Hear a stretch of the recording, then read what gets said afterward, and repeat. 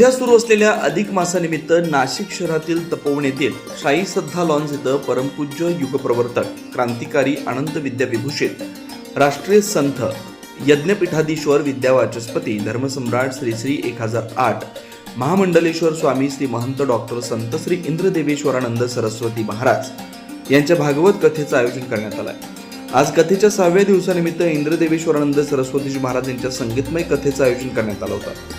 या कथेस तपोवन परिसरासह नाशिक तालुक्यातील महिला भाविक मोठ्या संख्येने उपस्थित होते।